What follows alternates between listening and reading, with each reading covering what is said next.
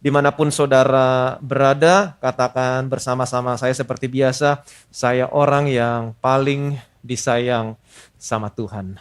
Amin. 2022 the year of Amin. Dari semua yang baik yang dijanjikan Tuhan, tidak ada yang tidak dipenuhi, semuanya akan terpenuhi. Kenapa? Sebab Kristus adalah ya buat semua janji Allah buat saudara, buat saya yang ada di dalam Kristus Yesus. Bukan ya dan tidak, tetapi hanya ada ya, artinya pasti digenapi. Itu sebabnya oleh Dia, oleh Kristus kita berkata amin, untuk memuliakan Allah sebagai pihak yang memberikan janji. Allah saudara, Allah saya adalah Allah yang setia dengan janjinya.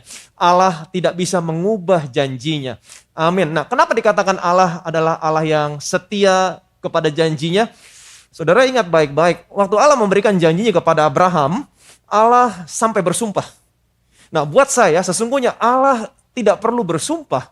Kenapa? Karena Allah tidak mungkin berdusta. Tetapi waktu Allah memberikan janjinya, Allah sampai bersumpah. Untuk apa? Alkitab berkata, untuk memberikan keyakinan kepada mereka yang berhak menerima janji bahwa Allah tidak mungkin berdusta. Kita lihat firman Tuhan dari Ibrani pasal 6 ayat 17 sampai dengan 18. Karena itu untuk meyakinkan mereka yang berhak menerima janji itu akan kepastian putusannya, Allah telah mengikat dirinya dengan sumpah supaya oleh dua kenyataan yang tidak berubah-ubah tentang mana Allah tidak mungkin berdusta, kita yang mencari perlindungan beroleh dorongan yang kuat untuk menjangkau pengharapan yang terletak di depan kita. Di sini dikatakan bahwa tentang mana Allah tidak mungkin berdusta. Allah tidak mungkin berdusta dalam hal apa? Kalau saudara baca ayat-ayat sebelumnya, konteksnya di sini adalah tentang janji Allah kepada Abraham.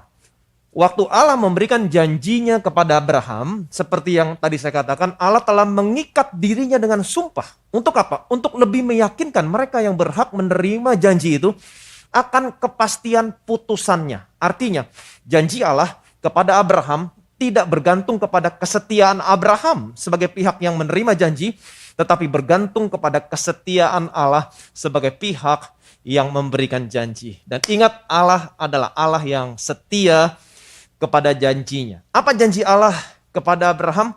Allah berjanji begini, sesungguhnya aku akan memberkati engkau berlimpah-limpah dan akan membuat engkau sangat banyak. Dan saya punya kabar baik, janji Allah kepada Abraham bukan hanya berlaku untuk Abraham saja, tetapi juga berlaku untuk keturunannya. Siapakah keturunan Abraham? Saudara dan saya. Alkitab berkata, dan jikalau kamu adalah milik Kristus, maka kamu juga adalah keturunan Abraham dan berhak menerima janji Allah. Amin. Saya punya kabar baik buat saudara. Janji ini juga berlaku untuk saudara dan saya. Dan Allah tidak mungkin berdusta. Allah akan memberkati kamu berlimpah-limpah dan akan membuat saudara sangat banyak. Jadi miliki keberanian datang kepada Allah. Allah punya banyak yang Allah mau berikan kepada saudara, kepada saya. Tetapi kenyataannya ada begitu banyak orang Kristen yang tidak memiliki keberanian untuk datang kepada Allah. Kenapa? Karena banyak orang Kristen yang memiliki pikiran yang salah. Banyak orang Kristen yang percaya sesuatu yang salah. Nah, sebagai contohnya, kalau kita lihat Ibrani pasal 10 ayat 26 sampai dengan 27. Sebab jika kita sengaja berbuat dosa sesudah memperoleh pengetahuan tentang kebenaran, maka tidak ada lagi korban untuk menghapus dosa itu. Tetapi yang ada ialah kematian yang mengerikan dan penghakiman dan api yang dahsyat yang akan menghanguskan semua orang durhaka. Banyak orang Kristen yang percaya sesuatu yang salah. Sehingga banyak orang Kristen memiliki pikiran yang salah tentang keselamatan yang mereka miliki. Dan banyak orang Kristen yang tanpa melihat konteksnya menggunakan ayat yang barusan kita baca tadi untuk apa? Untuk mengganggu atau menggoncangkan iman orang Kristen yang lain tentang keselamatan yang mereka miliki. Nah, saya mau saudara mengerti. Keselamatan adalah janji Allah yang pasti buat setiap orang yang percaya. Keselamatan adalah kepastian buat setiap orang yang percaya. Alkitab berkata, sebab jika kamu mengaku dengan mulutmu bahwa Yesus adalah Tuhan dan percaya dalam hatimu bahwa Allah telah membangkitkan dia dari antara orang mati, maka kamu akan diselamatkan. Amin. Karena dengan hati orang percaya dan dibenarkan, dan dengan mulut orang mengaku dan diselamatkan. Jadi beginilah caranya saudara dan saya diselamatkan. Tadi dikatakan begini, sebab jika kita sengaja berbuat dosa sesudah memperoleh pengetahuan tentang kebenaran, maka tidak ada lagi korban untuk menghapus dosa itu. Tetapi yang ada ialah kematian yang mengerikan akan penghakiman dan api yang dahsyat yang akan menghanguskan semua orang durhaka. Ayat ini, perhatikan baik-baik, ayat ini sepertinya memberitahukan kepada orang Kristen, kalau kamu sengaja berbuat dosa sesudah memperoleh pengetahuan akan kebenaran, maka nggak ada korban lagi untuk menghapus dosa. Dengan kata lain, kamu akan kehilangan keselamatan kamu. Sebelum kita bahas lebih jauh lagi, saya mau kasih tahu sama saudara, seseorang bisa saja menerima pengetahuan tentang kebenaran bahwa Yesus adalah satu-satunya jalan kepada Allah. Yesus sudah mati untuk mendamaikan semua dosanya dan lain sebagainya. Tetapi belum tentu orang itu menerima Yesus Kristus sebagai Tuhan dan Juru Selamat. Sangat mungkin terjadi seperti ini. Jadi ayat ini sesungguhnya berbicara tentang orang-orang yang hanya memperoleh pengetahuan kebenaran tentang Yesus, tetapi tidak menerima Yesus sebagai Tuhan dan Juru Selamatnya. Selanjutnya dikatakan begini, Ibrani pasal 10 ayat 28-29. Jika ada orang yang menolak hukum Musa, ia dihukum mati tanpa belas kasihan atas keterangan 2 atau 3 orang saksi.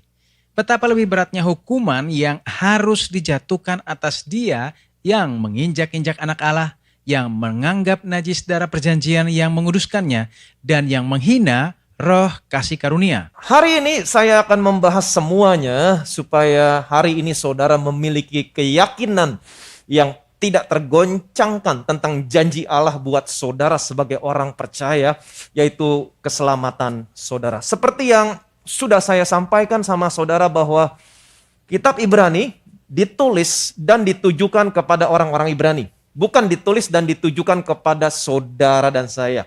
Tetapi saudara dan saya bisa belajar dari kitab Ibrani.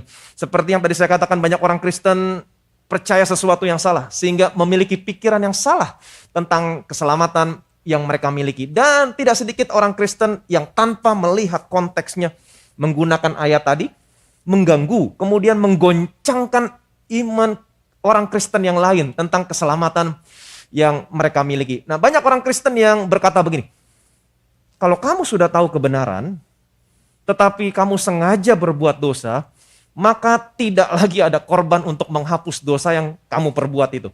Kamu akan kehilangan keselamatan kamu. Apa yang terjadi? Mereka yang mendengar jadi ketakutan. Kemudian timbul keraguan-raguan. Wah, kalau nanti saya mati, saya masuk surga atau saya masuk neraka? Nah, kalau ada orang yang datang dan berkata demikian sama saudara, saudara harus bertanya balik kepada mereka. Apakah kamu pernah sengaja berbuat dosa sesudah kamu lahir baru atau sesudah kamu menerima Yesus sebagai Tuhan dan Juru Selamat? Saudara tanya balik. Sangat mudah memang buat orang untuk menghakimi orang yang lain. Tetapi waktu ditanya balik, kalau saudara mau jujur, kalau kita mau jujur, semua orang pasti pernah sengaja berbuat dosa. Nah, kalau halnya demikian, maka semua orang percaya akan kehilangan keselamatannya. Sorga akan kosong. Itu sebabnya saudara harus mengerti betul konteksnya. Apa yang dimaksud dengan pengetahuan tentang kebenaran di sini. Di mana sesudah mereka memperolehnya, kemudian apabila mereka sengaja berbuat dosa, maka tidak ada lagi korban untuk menghapus dosa. Jadi saudara harus lihat dan baca secara keseluruhan ayatnya. Apa yang dimaksud dengan pengetahuan tentang kebenaran di sini. Ibrani pasal 10 ayat 7-10. Lalu aku berkata, sungguh aku datang. Dalam gulungan kitab ada tertulis tentang aku untuk melakukan kehendak-Mu, ya Allahku. Di atas ia berkata, korban dan persembahan, korban bakaran dan korban penghapus dosa tidak engkau kehendaki, dan engkau tidak berkenan kepadanya, meskipun dipersembahkan menurut hukum Taurat. Dan kemudian katanya, sungguh aku datang untuk melakukan kehendak-Mu. Yang pertama ia hapuskan supaya menegakkan yang kedua, dan karena kehendaknya inilah kita telah dikuduskan satu kali untuk selama-lamanya oleh persembahan tubuh Yesus Kristus. Tuhan Yesus berkata, sungguh aku datang untuk melakukan kehendak-Mu. Yang pertama ia hapuskan supaya menegakkan yang kedua. Dan karena kehendaknya inilah kita telah dikuduskan satu kali untuk selama-lamanya oleh persembahan tubuh Yesus Kristus. Pertanyaan saya, apa kehendak Allah? Menghapus yang pertama. Apa yang pertama? Perjanjian lama berdasarkan hukum Taurat. Dan menegakkan yang kedua. Apa yang kedua? Perjanjian baru berdasarkan kasih karunia. Jadi Tuhan Yesus berkata kepada Bapaknya, sungguh aku datang untuk melakukan kehendak-Mu. Menghapus yang pertama dan menegakkan yang kedua. Dan oleh karena kehendaknya inilah, menghapus yang pertama, menegakkan yang kedua, kita telah dikuduskan oleh persembahan tubuh Kristus satu kali. Untuk berapa lama? Satu kali untuk selama-lamanya. Jadi ini berbicara tentang kehendak Bapanya. The will of the Father. Ingat, the will of the Father. Ibrani pasal 10 ayat 11 sampai 12. Selanjutnya setiap imam melakukan tiap-tiap hari pelayanannya dan berulang-ulang mempersembahkan korban yang sama sekali tidak dapat menghapus dosa. Tetapi ia setelah mempersembahkan hanya satu korban saja karena dosa, ia duduk untuk selama-lamanya di sebelah kanan Allah. Di sini dikatakan, perhatikan baik-baik, tetapi ia setelah mempersembahkan hanya satu korban saja karena dosa, untuk menguduskan saudara dan saya, ingat, ia duduk untuk selama-lamanya di sebelah kanan Allah. Satu kali untuk selama-lamanya. Ini berbicara tentang apa? Ini berbicara tentang pekerjaan yang sudah anaknya selesaikan di atas kayu salib. The work of the Son. Tadi the will of the Father. Sekarang the work of the Son. Ibrani pasal 10 ayat 15 sampai 17. Dan tentang hal itu, Roh Kudus juga memberi kesaksian kepada kita. Sebab setelah ia berfirman, inilah perjanjian yang akan kuadakan dengan mereka sesudah waktu itu. Ia berfirman pula, aku akan menaruh hukumku di dalam hati mereka dan menuliskannya dalam akal budi mereka. Dan aku tidak lagi mengingat dosa-dosa dan kesalahan mereka. Jadi setelah Yesus melakukan kehendak Bapanya, apa kehendak Bapanya? Menghapus yang pertama, menegakkan yang kedua. The will of the Father. Kemudian Yesus mempersembahkan tubuhnya sebagai korban karena dosa. Untuk apa? Untuk menguduskan saudara dan saya satu kali untuk selamanya. Ini the work of the Son. Setelah itu, perhatikan baik-baik. Roh Kudus memberikan kesaksian bahwa Allah tidak lagi mengingat dosa-dosa dan kesalahan mereka. Ini berbicara tentang apa? Roh Kudus memberikan kesaksian. Ini berbicara tentang the witness of the Spirit. Ini semua yang dimaksud dengan pengetahuan tentang kebenaran di ayat 26 sampai 29 tadi. The will of the Father, the work of the Son, dan the witness of the Spirit. Kehendak Bapa, the will of the Father adalah menghapus yang pertama, menegakkan yang kedua. Dan oleh karena kehendaknya inilah, Yesus mempersembahkan tubuhnya sebagai korban karena dosa untuk menguduskan saudara satu kali selamanya. The work of the Son. Dan sesudah itu, Roh Kudus memberikan kesaksian, the witness of the Spirit, bahwa Allah tidak lagi mengingat dosa dan kesalahan saudara. Amin. Sesudah mereka memperoleh pengetahuan tentang semua kebenaran ini, apa yang terjadi? Mereka tidak mau percaya. Mereka menolak.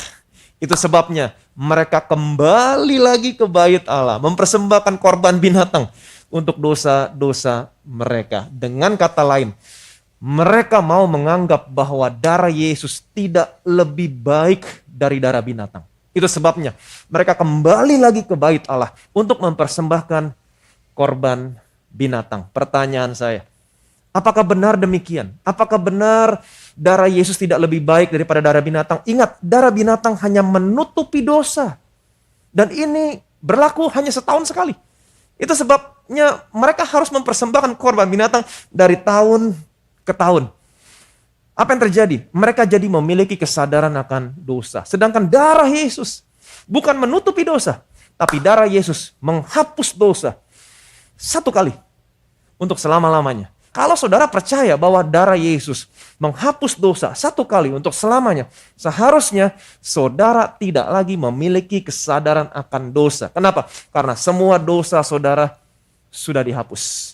Jadi, apa yang sesungguhnya terjadi di sini?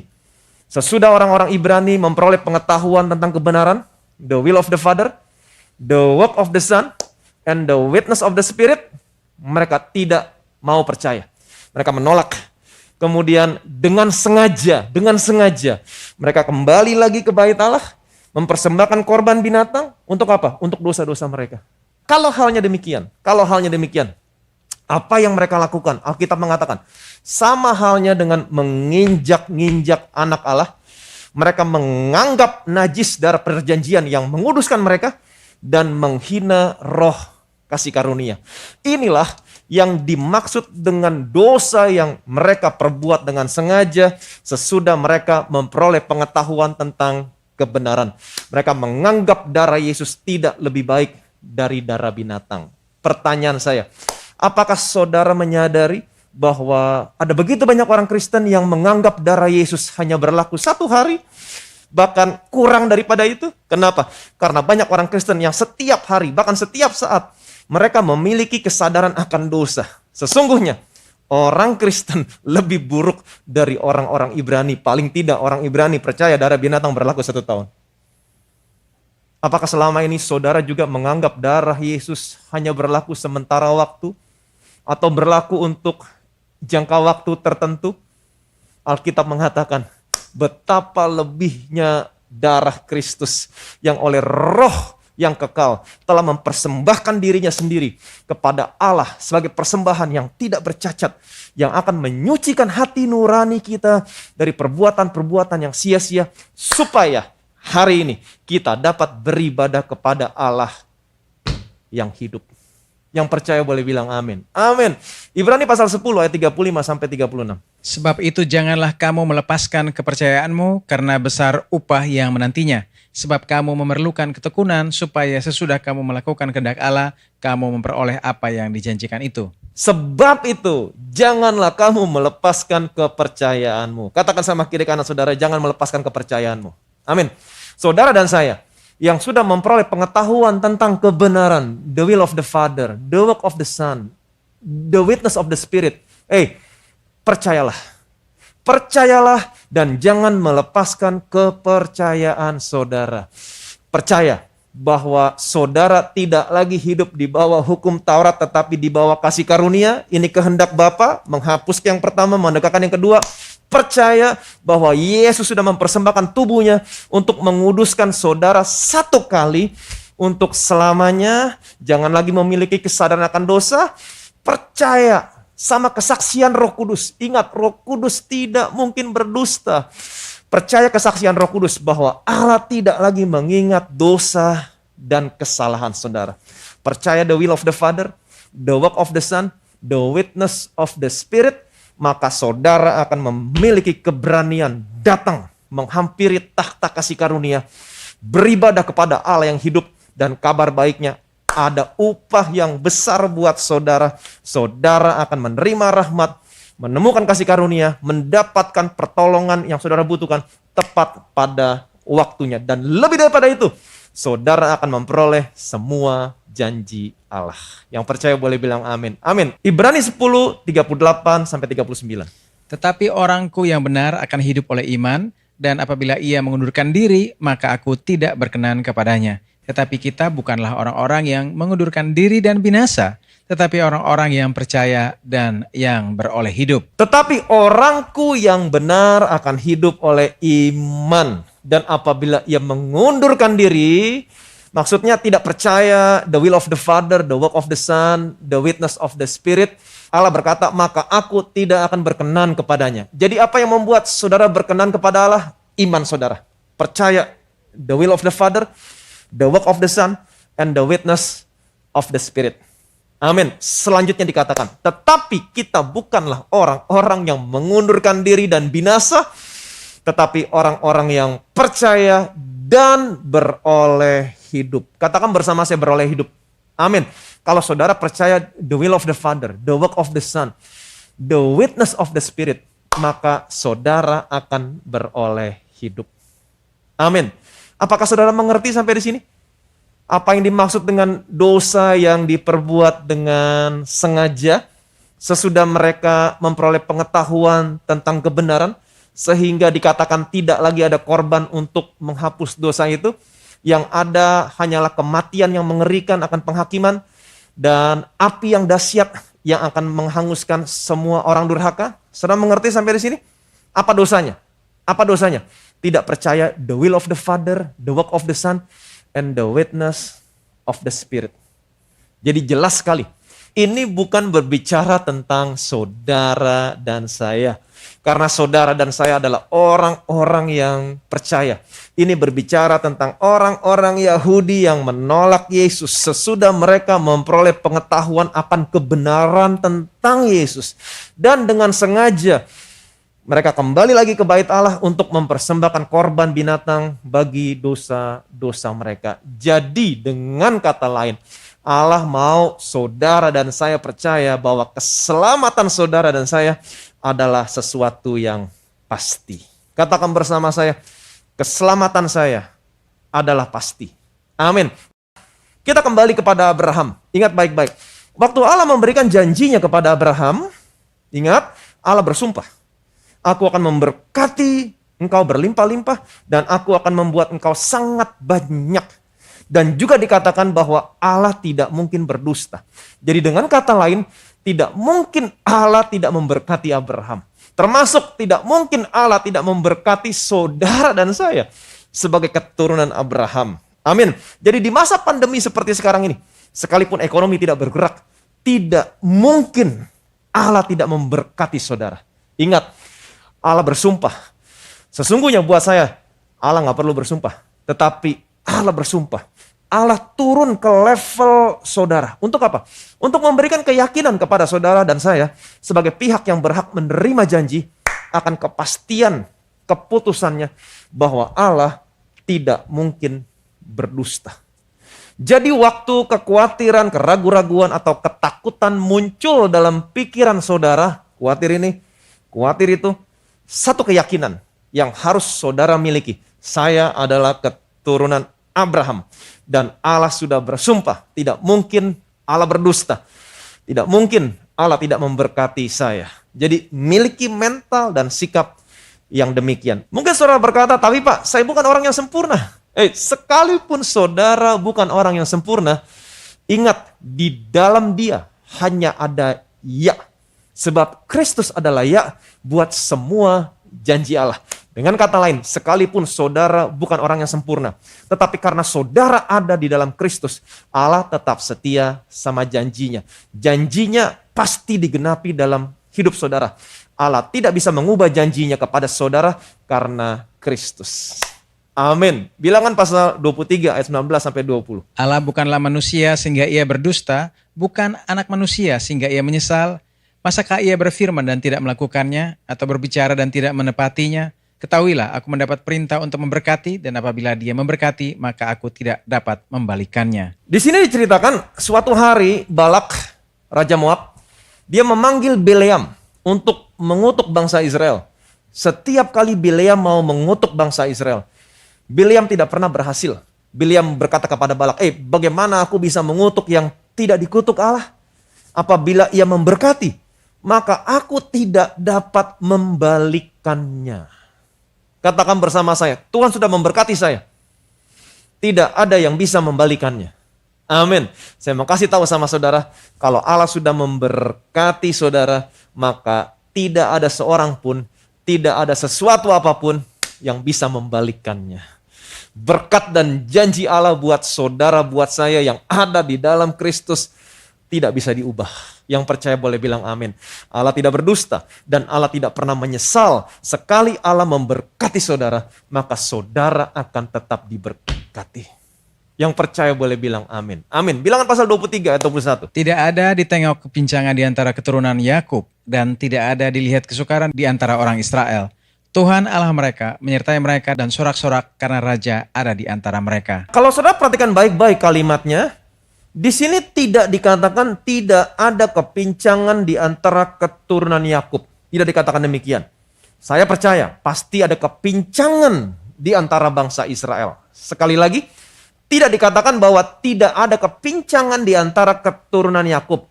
Tetapi dikatakan begini, tidak ada ditengok kepincangan di antara keturunan Yakub. Artinya kepincangan ada, tetapi Allah tidak melihat. Ini konteksnya. Kenapa Allah tetap memberkati bangsa Israel? Allah tetap memberkati mereka. Allah tidak memperhitungkan dosa dan pelanggaran mereka.